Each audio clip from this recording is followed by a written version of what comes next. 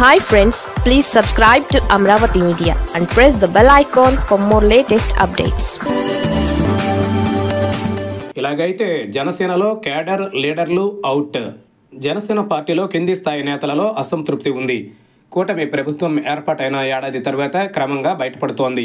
రాష్ట్ర వ్యాప్తంగా పార్టీ నాయకత్వం అవలంబిస్తున్న వైఖరి పట్ల కొందరు మౌనంగా ఉండి నిరసన తెలుపుతుండగా మరికొందరు మాత్రం బహిరంగంగానే ప్రశ్నిస్తున్నారు. అయితే ప్రశ్నించే వారిపై మాత్రం జనసేన వేటు వేయడం ఇప్పుడు పార్టీలో చర్చనీయాంశమైంది.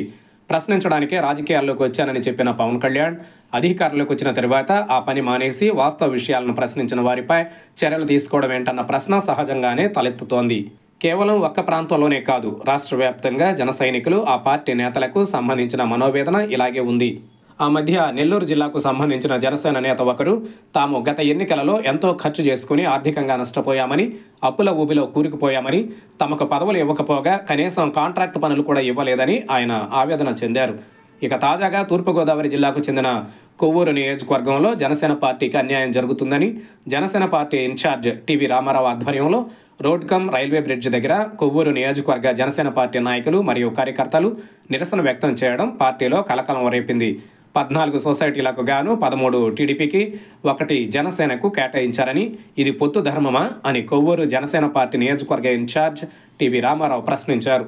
రాబోయే రోజుల్లో స్థానిక సంస్థల ఎన్నికల్లోనూ ఇదే పొత్తు ధర్మం పాటిస్తే జనసేన పరిస్థితి ఏంటని, కొవ్వూరు నియోజకవర్గంలో జనసేన మనుగడ ఉండకూడదు అని కొంతమంది టీడీపీ నాయకుల ఆలోచన అని అన్నారు. అయితే దీనికి సంబంధించిన సీరియస్ అయిన జనసేన నాయకత్వం పార్టీ నియమాలకు విరుద్ధంగా వ్యవహరించిన వారిపై చర్యలు తీసుకుంది.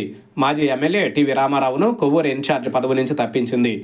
జనసేన కొవ్వూరు నియోజకవర్గం ఇన్ఛార్జిగా టివి రామారావు వ్యవహరిస్తున్నారు. కార్యకర్తలతో ఆయన ఆందోళనకు దిగడం జనసేన సీరియస్గా తీసుకుంది. వెంటనే ఆయనను ఇన్ఛార్జ్ పదవి నుంచి తప్పిస్తూ నిర్ణయం తీసుకుంది. పార్టీ విధి విధానాలకు వ్యతిరేకంగా కార్యక్రమాలు చేపట్టడం నియమావళిని ఉల్లంఘించడమేనని, తదుపరి ఆదేశాలు వచ్చేంత వరకు పార్టీ కార్యక్రమాలకు దూరంగా ఉండాలని జనసేన పార్టీ లేఖలో తెలిపింది.